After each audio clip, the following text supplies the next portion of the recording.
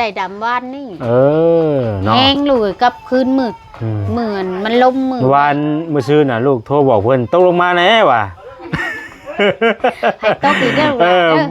ถ้าว่าชนะเพิ่นบ่ได้ดำให้ดำหน้าได้นี่ว่ะแม่ก็จื้อแห้งแรงบ่แล้วจื้อทั้งได้ดำหน้าจื้อทั้งมีลูกพร้อมมีลูกนี่แล้วเข้ามานี่บ่ดีใจบ่ดีใจลูกจื้อเบิดทุกสิ่งทุกอย่างแม่ก็ได้เป็นได้บาดนี่แม่จากตะกี้กับเดี๋ยวนี้ว่าต่างกันบ่แม่ก็บ่จักหนในความสิเว้าต่างกันห้อยโยดลูกเอ้ย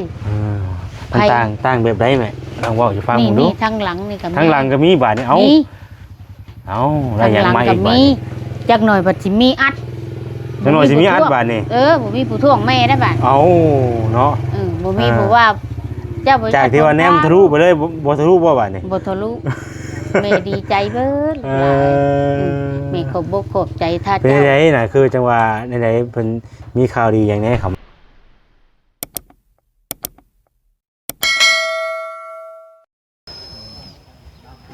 พี่น้องเอ้ยเปิดภาพเปิดคลิปมามื้อนี้ก็อยู่พี่เด้อพี่น้องเด้อมองพักมองเศร้าอันน้องคำล่าพี่น้องเอ้ยเนาะตอนนี้ก็ทางบ่จิตเพิ่นยังถามไทยหรือว่าสัมภาษณ์น้องเพิ่นอยู่เนาะเพิ่นก็ย้ายมองพักมองเศร้าใหม่แล้วพี่น้องเอ้ยนอนตะกี้นอนอยู่ใกล้ข้างห้องเพื่องวันนี้เพิ่นมานอนอยู่ทางนี้เนาะบัดนี้แต่ก็ให้บ่จิตเพิ่นถามไทยแล้วก่อนเนาะเดี๋ยวเฮาสิไปถามเบิ่งผู้ที่มีพระคุณกับน้องคำลาพี่น้องเอ้ยเนาะที่ว่าเพิ่นมาพักเศร้าที่ดินที่รอนนี่แหละพี่น้องเอ้ยมื้อนี้คือว่ามีข่าวข่าวดีเข้ามามีข่าวอย่างแน่พี่น้องเอ้ยเนาะเฮาก็สิขึ้นไปถามไทยเพิ่นเบิ่งก่อนพี่น้องเอ้ยบ่ได้มา2 มื้อก็คือ3 มื้อนี่แหละประมาณนี้แหละพี่น้องเอ้ยกำลังมาฮอดเมื่อคืนนี้ว่าซั่นกันเนาะกลับมาแต่ลาวใต้ฮอดเมื่อคืนนี่แหละเนาะประมาณ11 โมงเนาะเกือบ11 โมงนี่แหละมาฮอดคืนนี่พี่น้องเอ้ยหลังจากที่ว่าเมื่อส่งลูกส่งเต้ามีวาสดีแล้วก็พากันตีกลับเลยพี่น้องเอ้ยเนาะก็บ่ได้อยู่หลายมื้อนะเพราะว่าเวียกงานอยู่ทางนี้ก็ถือว่าเพิ่นรอท่าเรื่องดินเรื่องดอนของทางน้องเพิ่นนั่นแหละเนาะเฮาก็จะมาคุยกันมื้อนี้เนาะว่าสิพากัน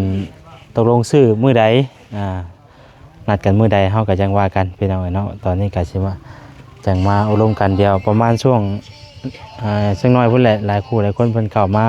พบพ่อกันแล้วก็จังสิอบรมกันใหม่พี่น้องเอ้ยว่าสิเป็นจังไดเนาะไปเฮาสิเข้าไปถามไทยทางนั้นก่อนทางผู้มีพระคุณกับน้องคำลาก่อนเนาะนี่แหละพี่น้องเอ้ยสาธุเนาะโบกบ่ได้แล้วโบกเฮานะนี่แหละพี่น้องเอ้ยเป็นเทียงผู้ที่ว่าทางแม่เพิ่นเนาะจักเพิ่นซื้ออย่างนะลืมซื้อเราอะไรก็ได้อันนี้ก็ได้พี่น้องเอ้ยเดี๋ยวเพิ่นถามซื้อแล้วใหม่ก่อนไปสัมภาษณ์ใหม่ก่อนลืมซื้อเลยมาอีกวันนี้ขึ้นตั้งเทียงแล้วบัดนี้ขออนุญาตเด้อเนาะขึ้นมาเทิงพี่ได้บาดนี้ได้โล่งคากะดีนี่เนาะเปิดประกั้งคากะดีเปิดประกั้งคากะดีนี่จังปังอยู่มันก็เย็นคักแล้วนี่เนาะมันก็เย็นคักแล้วนี่เนาะแม่เนาะเอาพี่น้องเอ้ยสบายดีเด้อแม่สบายดีซื้อไว้ในไหนก่อนแม่น่ะซื้อแม่เสิร์ชบ่ลืมซื้อแล้วแม่ก็ยังลืมเอาสบายดีน้องเอายังมาให้น่ะบอกเพิ่นว่าหรอกฮะหมักโมหมักโม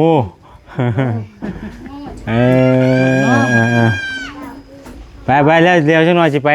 ถามไทยเจ้าเด้อพี่น้องเอ้ยมาถามนี่ก่อนผู้ที่ว่าเพิ่นให้พักเช้านี่ก่อนพี่น้องเอ้ยเนาะเอาใส่ไม้ให้ได้แม่ถ้าพากันนอนเนี่ยจะค้นอยู่นี่เทิงนี่แม่ลูกกันแล้วลูกสาวบ่พุ่นน่ะโอ้มีหลานน้อยอีกบ่น่ะแม่เอาอันนี้แหละลูกเอาดำนาเพิ่นดำนาได้ดำนาแล้วบ่วันนี้ได้ดำวานนี่เนาะแห้งลูกกับคืนมืด เหมือนมันลมมือ เมื่อวานมื้อซื่อน่ะลูกโทรบอกเพิ่นตกลงมาแน่ว่ะ ให้ตกอีกแล้ว เออถ้าว่าชนะเพิ่นบ่ได้ดำให้ดำนาได้นี่ว่ะ แม่ก็ สิแห้งแล้งบ่แล้ว จื่นทั้งได้ดำหน้าจื่น เออ ทั้งมีลูกพร้อม เออมีลูก มีลูกนี่แล้ว เข้ามานี่บ่ โดย ดีใจบ่ ดีใจลูกเอ้ยจื่นเบ่ทุกสิ่งทุกอย่างแม่ก็ได้ เป็นได้บาดนี่แม่จากตะกี้กับเดี๋ยวนี้ ว่าแต่ ต่างกันบ่ แม่ก็บ่จักหนในความสิเว้า เออ ต่างกันห้อยโยดลูกเอ้ย มันต่างแบบใดแม่ลองเว้าให้ฟัง นี่ ผมดู นี่ทางหลังนี่ก็มี ทั้งหลังก็มีบาดนี่เอา นี่ แล้ว ทาง ยัง หลัง มา ก็ อีกบาด มี นี่ จักหน่อยบัดสิมีอัด จังหน่อยสิมีอัดบาดนี่ บ่มีผู้ท่วงแม่ได้บาด เอาเนาะ บ่มีผู้ว่าเจ้าบ่ จากที่ว่าแนมทะลุไปเลยบ่ทะลุบ่บาดนี่ บ่ทะลุแม่ดีใจเบิด เอ หลาย อ แม่ขอบอกขอบใจท่า เป็น เจ้า ไดน่ะคือจังว่าในๆเพิ่นมีข่าวดีอย่างแน่เข้ามาน่ะ แม่ก็ฮู้เท่านี้แล้วลูกเอ้ย หือ แม่ก็ฮู้เท่านี้แล้วได้นี่แล้ว แล้วแต่ตัวนี้แล้วก็ครับอัน เท่านี้ เรื่องพานี่บ่ โดย พาอันพาเถียงเนาะ พาเฮือน พาเฮือนบ่ แม่นี่ เฮือนได้บ่ เฮือน เฮือนก็แม่นเถียงก็แม่น โด เนาะ ยของแม่อยู่ประจำ เออ มันบ่คับบ่แคบแม่อยู่นี่นะ อยู่เฮือนแล้วแม่ มันโล่งเนาะ โล่ง สบายสบายเฮา สบาย แม่นสะดวกสบายเฮาแน่ไปทางไรก็มัน แบ โด บ ยหากินหาหยัง แจ้งหู ก็ส แจ้ง บาย ตาพี่น้องมันบ่คับแคบเนาะ โดย บ่คืออยู่เฮือนอยู่ชานมันแนมไปทางใดก็คือฮู้แหละพี่น้องเอ้ยมันบ่ได้ทางออกก็บ่มีเนาะ มีได้ลูกเอ้ยบัดลมเฮือนไผเฮือนมันว่าไผก็กินดินไผกินดินมันหั่นนะอ้อมหัวอ้อมหยังก็ยากเลย โดย อันนี้ก็แน่ ข้าวดีนี่ทางใดมาแจ้งแม่น่ะเบาหยัง ลืมเลยไผ เอา ไผลงกี่นี่ลูกชื่อนี่ได้ลงเอาอันนี้ให้นี่ บ่อันเรื่องพานะพาก็แม่นอันนี้ก็แม่น เออ พา ชื่อเพิ่นสิบ่ชื่อเพิ่นสิบ่ผู้อันเอามาให้นะ ชื่อลูกพร้อม อ่า ลูกพร้อมมาแจ้งแม่นะ อ่า จักบ่าวเพียงเลยลูกเอ้ยลืมเลยแม่ก็จื้อมดบ่ลูก เอาวัดบ่ โดย เอาวัดซื้อมาให้บ่นี่นะ โดย เอาซื้อไฟโซล่ามาให้ โดย โซล่าเซลล์เนาะ โดย จักหลอดนะแม่ อันนี้แล้วลูก หลอดหนึงบ่ โดย อืม คือ แจ้ง ให้ แล้วบั ให้ ดนี้เนาะ ให้ลูกคอยก็อันหนึงลูกเอ้ย สองอันบ่ ลูกคอยก็ได้ ลูกชายก็ได้บัดนี้ ได้ เออ แม่ก็ได้ ลูกก็ได้ ลูก แต่ ชาย ว่ กำลาคอยก็ได้ โชคโดนทับเพิ่นก็ได้ทางลูกชายก็ได้เนาะ โดย อ่า แม่ก็ได้ คู่ข้าวอย่างนี้แล้ว แม่ก็ฮู้ข้าวว่าได้พาเทียงลูกเอ้ยแต่ก็ได้โซลาร์เซลล์ แต่ว่าทางน้องคำลานะก็เรื่องที่ดินได้ใช่ไหม แม่เพิ่นก็เล่าสู่ฟังอยู่ลูกเอ้ยเพิ่นว่าตกลงปลงใจกันว่าถ้าลูกอยู่แล้วมาเพิ่นว่านั่นน่ะจังสิเว้ากันขี้ดินนั่นแล้วเงิน เมื่อใดก็ทางเขาจังนัดกันคุยกันเนาะ โดยถ้าว่าลูกนัดแล้วก็ทางลูกนัดถูกจักทั้งลูกแล้วเพิ่นก็ไปหาเจ้าหน้าที่เพิ่นเนาะพ่อบ้านน่ะนะ พอบ้านว่าจะ แม่บ่เป็นเว้าลูกเอ้ย ซื้อดีก็จะตำรวจมาแล้วบาดนี้ พ่อบ้านเพิ่นนี่แล้วก็มันนาขี้ดินนี่แล้ว โดย แล้วก็ถ้าลูกว่าเดี๋ยวแล้วก็ไปแจ้งเพิ่นไว้นะ มีเฮานัดกันก่อนเนาะ โดย ผู้แรกมื้อนี้แหละพี่น้องในมื้อนี้แหละเฮาสิคุยกันอบรมกันว่าสิซื้อมื้อใดตกลงกันมื้อใดแล้วก็จังเฮาจังสิแจ้งอีกในคลิปเนาะ โดย ว่ามื้อใดสินะคือตอนนี้ก็งบมันพอไปแล้ว โดย เพิ่นก็แจ้งสิจะบ่ บ่มดเว้า เพิ่นว่างบพอไปแล้วอีแม่เอ้ยยังแต่ถ่าลูกอยู่แล้วมานะไปทางใดหึงตื่มแม่คอยบ่เห็น ไปนั่นมื้อก่อน2มื้อนี่แหละพี่น้องเนาะไปเซกองปากเซ่แล้วพุ่นน่ะเราใต้ แม่ พุ่น แห แห ละ ละ ไปพุ่นแหละเนาะใส่กองพอ พอดีไปเวียกหน่อยนึงพี่น้องเนาะ2มื้อนี่แหละกลับมาฮอดเมื่อคืนนี้ บ่แห้งฝนอยู่พุ่นเนาะ แต่ก็ตกก็แบบเดียวกันนะก็บ่ได้ตกแบบนั้นปานใดธรรมดาก็ถือว่าบ่ตกแบบตลอดปานใด บ่สะสมเนาะ แต่ว่ามันก็อยู่พุ่นกันก็มันก็สิต่างกันอยู่บ้านเฮาอยู่อากาศมันน่ะนะ นี่อยู่ทางพุ่นมันก็จะซุ่มกว่ากันดินดอนตอน นี้ หญ้า หา กัน ก็สิชุ่ม แต่ว่าบ่หมดเอาผลมาให้แล้วเมื่อบาดนี้แต่ว่ากับมัน บ่าวนั่นไปใส่เด้ผู้เพิ่นว่าไปอัน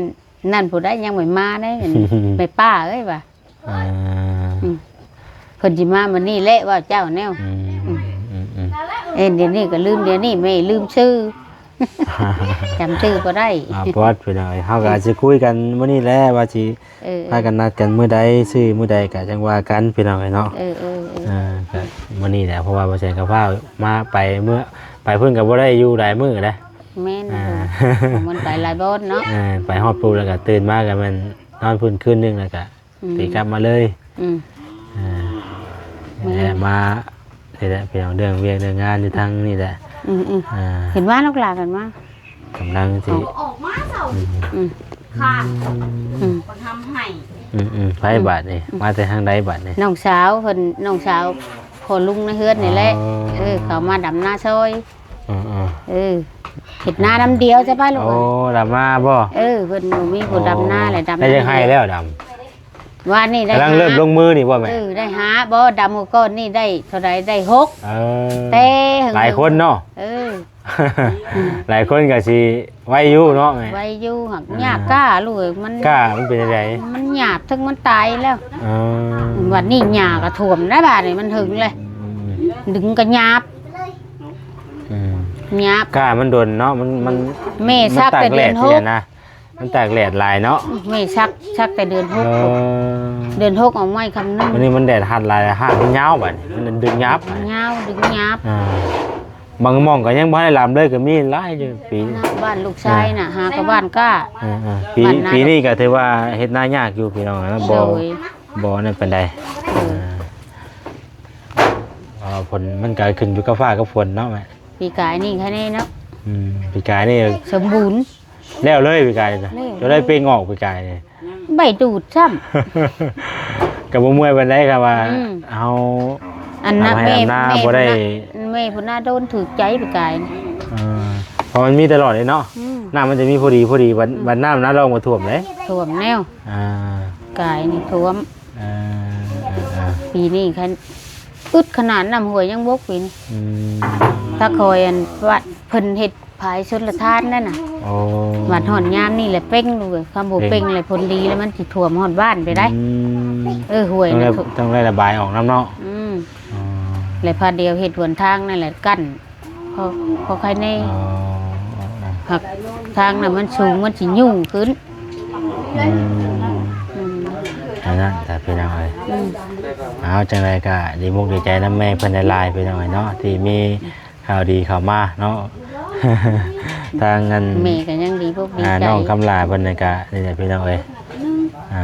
บุญดึงจองกันมาเนาะบุญนึกบ่พันเนาะลูกบุญนึกบ่พันแม่ก็ได้ลูกเอ้ยได้พาเฮือนงามๆในบ้านนี่เนาะว่าสิมาถึงขนาดนี้เพิ่นสิพาเฮือนมาให้ซื้อไม้โซล่าเลยบ่โดยเพิ่นมาไล่เบิ่งแล้วบ่โดยมาจักตับแม่เพิ่นว่าอัน4ตับหรือว่า5ตับนี่แหละของขันนี่พร้อมลูกเอ้ยเอาบ่ได้ใส่เบิดเลยบ่ใส่แบบใดน่ะใส่อัดเบิดเลยอันนี้อัดออกหมดเลยแหละว่าอันนี้ก็อัดลูกเอ้ยเลยบ่ให้20ปลายเพิ่นบ่20ปลายครับหรือเท่าไหร่17หรือเท่าไหร่แม่ก็เดี๋ยวนี้ลืม10ปลายบ่27ตับบ่อันนี้ก็ขันในแม่ว่านั่นของลูกนอนห้องนั่นเฮ็ดเป็นห้อง2ห้องบ่โดยสร้างสร้างเพิ่นมาเบิ่งบ่โดยสร้างแก้วบ่โดย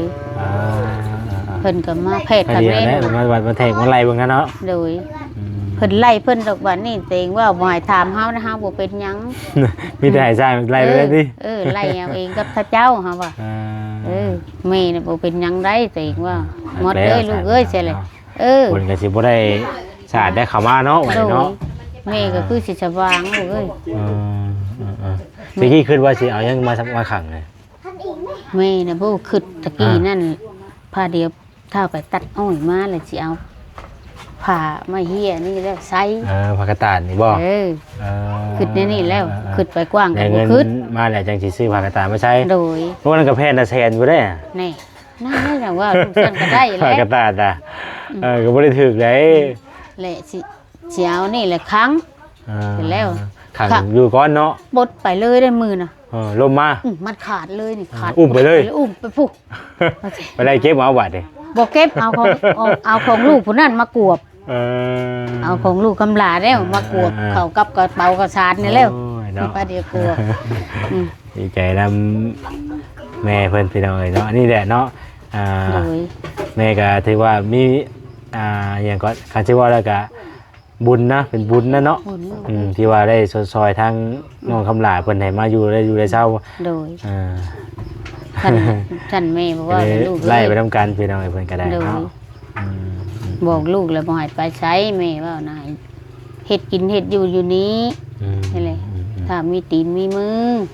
อ่า เอ็นเดียนะเพิ่นว่าเฮาคือสิยาหอดยาไอ้แม่เฮงสะทุก ยาสูบแล้วสูบจะสูบร้ายฮะว่าสิปอดเป็นปอดนะว่าจังได๋เฮาสิยาสูบเลยเพิ่นว่าให้ เป็น หา ยังไง ยา แบบ ก็ได้ หลายคู่หลายคนมาถามมาไทยบัดเพิ่นบัดหลายคนเมื่อแล้วแล้วได้ถามเพิ่นเบิ่งอยู่บ่ถามเพิ่นเบิ่งอยู่บ่ว่าเป็นอะไรความรู้สึกใด อันมวกผมมา หลายคนหลายคนมา เพิ่น ที่ ว่า แล้ว ดี นี่ ใจ บัดคือหลายคนเมื่อแล้วเลยถามเพิ่นอยู่บ่ว่านะ คนอื่นน่ะบ่รู้ถ้าบ้านนี่บ่ บ่ว่าเวลาคนเมื่อเบิดแล้วลองถามเพิ่นเบิ่งอยู่บ่ว่าเป็นอะไรความรู้สึกเพิ่นน่ะ แม่น่ะบ่เอ็นคู่มือบ้าน แต่ นี้ ว่าจะว่าเพิ่นบ่กล้าเว้าเด้อย่าคนมาหลายๆสิ แม่น่ะเอ็นคู่มือเอ็นกับเพิ่นน่ะ อ่า เป็นจังไดลูกหลาบ้านโอ้ยเฮาน่ะมีแฮงเพิ่นว่า อ่า ตะกี้นะเฮาอุกเฮาอังบ่มีบ่อนพักเช้าเพิ่นว่าคันเฮาสิชนเจ้าไปก็จักสิชนฮอดมื้อใดเพิ่นว่าบัดนี้แหละเฮาดีบุกดีใจแล้วบัดนี้แหละแม่แล้วว่าจังซี่ลูกเอ้ยถ้าว่าเพิ่นมาช่วยมาชุดเจ้าแล้วบัดนี้แหละเจ้าหมายเฮ็ดตัวที่ตัวเด่นให้ตั้งพวกตั้งใจตัวเองว่าสิแล้วยามถ้าว่าบ่แม่นเพิ่นสิเพิ่นช่วยแล้วกูสิเฮ็ดทำโบโอ้อดบ่ได้ให้ทำตัวคืออยู่นำแม่ คือเก่าเฮานั่นแหละ ให้คือเก่าอยู่คืออยู่นำแม่ว่าบาดนี้เสร็จแล้ว เฮาเป็นไปแล้วเฮาก็อยู่นั่นได้เป็นอะไรเปลี่ยนแปลงแต่ว่าเฮา โดย พัฒนาตัวเองขึ้นกูเก่าเท่านั้นแหละนี่แหละมันดีแหละ ยามเล่งยามใจแล้วก็หาเงินมาซื้ออยู่หากินเนาะลูกบอกเพิ่นนะเพิ่นว่านะเฮาละบ่อยากให้ไปทางอื่นนะแบบอย่างทำงานเฮาก็บ่อยากให้ไปม่วนไปหม้องอื่นคือแตะเก่าหั่นนะญาติมันไปตัวทิพย์มีหลายๆท่านอยู่พี่น้องเนาะพี่น้องเพิ่นแน่ทางเมียเพิ่นน่ะนะเพิ่นก็ติดต่อมาอยู่ได้ ติดต่อ พอเพิ่นเห็นเด้น้องสาวว่ะน้องสาวของทางเมียสินะ ดู เพราะว่าลงคลิปบางอย่างไปแล้วเพิ่นก็เห็นวันนี้เพิ่นก็อยากเว้าอยากล้มน้ำอยู่พี่น้องเนาะเพราะว่าเพิ่นบ่มีโทรศัพท์เนาะ บ่มี เพิ่นเห็นใน TikTok เนาะ ในเฟซอะไรอย่างเงี้ยแหละพี่น้องเพิ่นก็ถามข่าวเข้ามา เห็นหดล้านแล้วเนาะ แม่น ของเจ้าทายเห็นหดล้านไปแล้ว เพิ่นก็เห็นตะกี้ว่าเฮาว่าบ่ได้มีช่องทางติดต่อกันเนาะ แม่น วันนี้ว่าเพิ่นเห็นได้นี่ก็เพิ่นก็ติดต่อมาหาเฮาผู้นำเสนอลงไปนี่พี่น้องเนาะเพิ่นก็อยากคุยอยากร่วมน้ำกับเพิ่นอยู่เพิ่นว่าอยากเว้าน้ำเพิ่นอยู่ซั่นนะแต่ว่าเฮาก็บ่ฮู้ว่าสิเว้าหยังแต่เพิ่นก็สิถามข่าวนั่นแหละ เห็นหลานได้บาดนี้เนาะ เพิ่นเห็นลูกเห็นหลานเด้เพิ่นเห็นหลา น้อน งสาวลาว อ่า ของลาวแหละเอาผู้เอื้อย อืม บาดนี้เลยน้องสาวกับบ่เอาหลานผู้น้อยนี่ให้พี่อ้ายเอามาเลี้ยงบัดถามมันเลยเขาบ่เอาผู้ลูกเขาบ่เอาหากระถามบางใดเฮาก็สิถามตะกี้คือบ่ถามแม่ก็ได้ยันคือว่าตอกกันนะแต่อยู่กันไปงอมๆแม่นเลยย่า เราเพิ่นก็สิเฮาก็บ่ฮู้ว่าเพิ่นคุยกันได้ใดที่ผ่านมาเนาะเพิ่นก็สิคุยกันเข้าใจนั่นแหละพี่น้องเฮาเพิ่นก็จังได้มาอยู่แบบนี้สินะเพิ่นก็สิโทรมาถามข่าวแล้วก็บ่มีหยังหรอกเนาะ เด็ดดีใจเขาก็ได้เนาะดีใจพี่อ้ายมีเพิ่นอยู่พอ มันก็เห็นข่าว ว่านี่เห็นหลานก็ย่องเนาะ แม่นมาซอย หลานก็ย่องใหญ่เลยป่ะ ก็บอกเพิ่นอยู่ว่าบ่เป็นหยังเด้อเพิ่นก็มีผู้พักอาศัยอยู่นำอยู่ว่าเพิ่นก็มาเฮ็ดเวียกให้งานให้เรานั่นแหละว่าบอกเพิ่นไปพอได้อยู่ได้กินไปนะก็บอกเพิ่นอยู่เป็นจังไดเนาะ วันนี้ผู้นี้บ่มีโทรศัพท์เลยบ่จักแนวจะคุ แม่ ยเนาะ แม่แล้วก็มีโทรศัพท์เนี่ยจะติดต่อหาอะไรเนาะ แม่นี่ เอา ก็สิโทรถามหลานนั่นแหละ ว่าจะต้องทางการคือดราม่าแล้วก็อยู่ไปเนาะแล้วก็พาลูกเต้าอยู่ไปใช่แล้วน่ะเป็น อยู่ไปนี่แหละ เด้ อืม นั่นเนาะ กิน อันนี้ก็คือเพิ่นปลูกอยู่หั่นน่ะคืออยู่หันท่าเนาะ อยู่หันบ้านนี่แหละบ่หมดแล้วเว้าแม่เอ้ยดินผู้ใดอันนี้ ดินป้าแม่อันป้าเอ้ยสินะมันเว้า ซื้อ ดิน เตียง ผู้ มา ใด ให้บ่ ซื้อเตียงซื้อบ่ต่างมาให้ปลูกใหม่ ปลูกไม้เพิ่นสิบ่ให้บ่ให้ฮะว่าอยู่ชั่วคราวบ่แม่นสิเอาดินแต่แล้ว ชาวเฮาได้ซื้อดินเนาะ ชาม เพราะ มั มัน นก็บ่โดนหรอกพี่น้องเพราะว่างบเฮาพอบ่ได้มีแต่ว่านัดมื้อซื้อกันซื้อบ่นี่น่ะ ดินจุ่มนั่นแล้วเถียงหลังนั่นแล้วอันน่ะเฮาละเว้าขอให้มันปลูก แต่เรื่องอันนั้นใช่ไหมอันค่าทำหนอกทำเนียมเพิ่นได้จ้ะเสียอีกอยู่บ่มีเพิ่มเติมคือว่าจะทอทหารมื้อน่ะบ่ อัน10,000เท่าเท่าไรซะ บ่มันคืออัน ใน55,000แล้วว่าค่ะว่า ฮะ ผู้เซ็น 55,000บ่ ค่าธรรมเนียมสิ ค่าธรรมเนียมน่ะ5,000 มี5,000บ่ 5,000 ค่าเพิ่นมาอัน มาไปปลูกมาเซ็นน่ะไปถามแล้วน่ะลูกเอ้ยแล้วยังแต่ว่าสิมื้อมาเซ็นตกลงกันยังเท่านี้ยังถา แล้วก็มีแต่มาเฮ็ดใบนั่นนะเนาะ โดย เป็นนี่เพิ่นจ่ายเพิ่นให้จ่ายบ่ได้ออกคนละครึ่งบ่ได้ว่าใดๆเดี๋ยวเพิ่นจ่ายผู้เดียว ได้ บ่ ยินกับเจ้าเพิ่นว่าออกคนละครึ่ง อ๋อคนละ 2,500บ่ คนละครึ่งใช่แหละ คนละ2,500คนละครึ่งไปกันเนาะ มันนี่แหละ ที่เฮาเฮ็ดซื้อขายกัน ก็ใช่ออกคนละครึ่งผู้เจ้าที่ดินเพิ่นว่าแล้วว่าต่างช่วยแน่นะแล้วว่าที่ดินนี่ซ้ำที่เฮาว่ามื้อนั้นเนาะ30คูณ30ซ้ำเก่าอันนั้นแหละลูกบ่รุด ที่เฮาคุยกันเนาะอยากนอนน่ะบ่ นอนเลยนอนบ่นอนกับแม่ไปนั่งเอาไว้อยู่เบิดมื้อ บ่จักเดือนแหละ3 เดือนบ่ ได้เดือน6ผู้ชายหรือผู้หญิงอ่ะผู้ห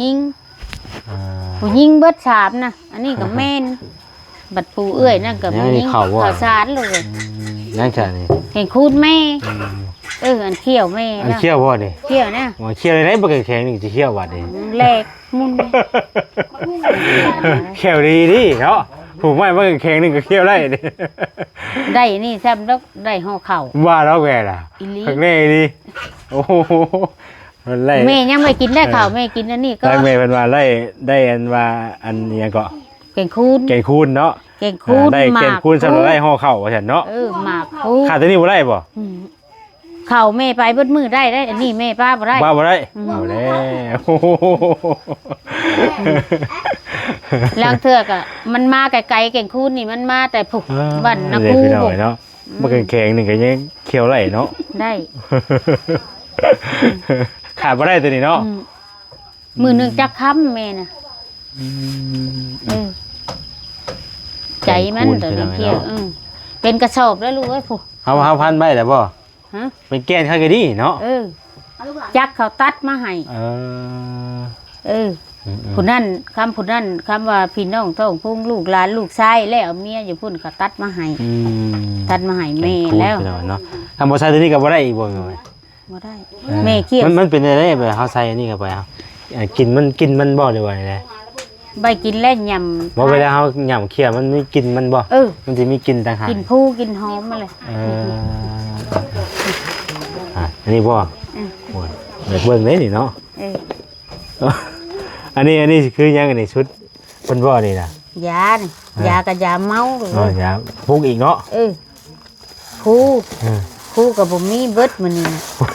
ขาดคู่กับบ่ได้อีกเนาะคือมันหลายอย่างใช่มั้ยหมากแน่เปลือกเมือกแน่โอ้หลายอย่างก็ดีเนาะหมากกับหมากหาวดอกผูกห่อหมากผูกอยู่ผูกลังคนมาแล้วเขามาให้หมากหาวมันก็กินหอมเนาะกินหอมยาวนั่นก็เที่ยวผู้ใดลูกผู้ใดมาโตบ่ชื่อไม้ป้าจังซี่ป้าเมื่อนน่ะเมื่อเบิดเลยเหมือนเล่งใส่โพสิมักจะได้ ไปใช้ได้ไหมเด้อบ่รบกวนแล้วบาดนี้ โดย ผมขอบใจละลายดีมีแห้งเด้อ ลูกก็อยู่ดีมีแห้ง ดีใจนำยินดีนำเด้อที่ว่า โดย อันได้ใช้ได้พาเพื่อนใหม่เด้ โดย ดีใจน้ำละลาย ลูกแม่ก็ดีใจเลย ดอยมื้อแรกมื้อหน้ามื้อในพี่น้อยเดี๋ยวสิไปถามไทยทางน้องเพิ่นก่อนเพิ่นได้หยังแน่มื้อนี้ก็ได้ ลูกก็ให้อยู่ดีมี แจ้ แห้ ง ง ข่าว เด้อ เพิ่นนำแน่ เจ้าก็ได้เด้อให้สุขภาพเข้มแข็งเด้อ ดอยแม่ เป็นเจ้าคนนายคนเด้อลูกเอ้ยดังนั้น สาธุ คือ เนาะ ของคือกองนี่เด้อเจ้าก็ได้ บ่าวเพียงเล่บ่าวเซนนะ บ่ ลูก แสน บ่าวเซนเด้ย ดอย ให้ได้เมียผู้ฮู้ได้สู้ผู้ดีเด้อลูกเด้อ ดอยสาธุ ให้ เนาะ เป็นเพื่อนเป็นชาติผัวเดียวเมียเดียวลูกเอ้ย ดอยขอบใจละลายพี่น้อยเนาะมื้อนี้ก็มาอยู่นี่แล้วแม่เพิ่นมีข่าวดีเข้ามาเรื่องพาท่านพาซ่านเพิ่นก็ได้ติดตามเบิ่งจังว่าเราสิสั่งมามื้อนี้บ่จักเนาะ แม่นเห็นว่ามื้อนี้ ตะกี้แหละตกลงน้ำพ่อ ไว้ดอกสร้างแก้วประเทศค่าเดียวปุ๊บมาเกิน2 มื้อ 3 มื้อก็แล้ว เด้อเพิ่นมาเบิ่งแล้ว อ่า เพิ่นว่าจะกินต้มไก่ก็ไปกิน อืม แน่แต่ว่ากินแม่ครัวชินบ่แล้วอยากต้มไก่เพิ่นเดียวแนว มันเลยจังกินแต่ว่าให้กินเดี๋ยวดอกต้มไก่ว่ะ หัวเอิกบาดน่ะ เดี๋ยวพี่น้องนะมันจะย้อนแสงเนี่ยเนาะเพอมันบ่มีผาขังไว้อย่างใด มันเหลื่อม มาไหมไม่ นี่ใส่ลูก ขอบใจละลายๆเด้อไหมเด้อเดี๋ยวจะเข้าไปหาทางน้องเพิ่นก่อน ไปเนี่ยน่ะ มาอีกวันนี้ก็ตั้งได้เพิ่นมีหมองอยู่หมองนอนไหมอะไรพี่น้องไอ้บาทนี่เนาะ อันเดียวคุกหายวาด เอ นี่ โธ่ เตียงพร้อมได้คุกมันได้เพิ่น เตียงก็มีเนาะ เตียงก็มีเพิ่นปักเช้า ว้าสิบ่ฮ้อนบ่บัดนี้เนาะแม่เนาะใส่ไฟฮะ ฮ้อนกะย่า ฮ้อนกะยาบ่ขอจะมีผ้าใส่เนาะ อ้าวบัดฝนตกแล้วลำบากเลย เปียกบ่ได้แถวนี้เนาะ เปิดเลย ไม่หมองอยู่เลยเนาะ ตุ่มกันอยู่ เออ คำลาปินตีนมาพี่นอน เออ ตัวเองปินตีน ตัวนี้อันนี้หมองอยู่คุยอยู่คุยกินบ่นี่น่ะเป็นครัวอยู่นี่เนาะ นั่นแหละ ตัว ไปอยู่กับล่าง ย่านเด้บัดผู้นี้ใหญ่นิดนึงนี่ครับว่าไปสิเด้อนี่ห่วยย่านเด้เนาะมันยังบ่มีหยังบังจ้ำ บ่ขานั่งเฮากระตองไม้ขันบ่ขันย่าแม่ว่าทางนั้น เพิ่นสิมาอันเตรียมลำหน้าบ่นี่น่ะลงลำหน้า โดยดำน้ำ ใกล้สิเรื่องเข้าการได้เนาะไปๆจ้ะพี่น้องเอ้ย ใส่น้องใส่นุ่งเลยมาเฮ็ดให้ ช่วยกันเนาะผู้เล็กผู้น้อยโดย เดี๋ยวกินนั่นแหละ ไปพี่น้องเอ้ยลงมายินดีได้ไหมเพิ่นจะได้พาไม่เลยบ่เวียงว่าฉันเนาะเพิ่นสั่งมาให้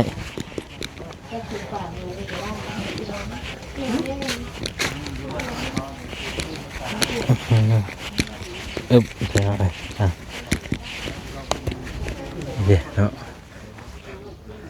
บ่มีพาเพิ่นก็ได้เพราะได้ฝนตกคนที่นี่ลำบากเลย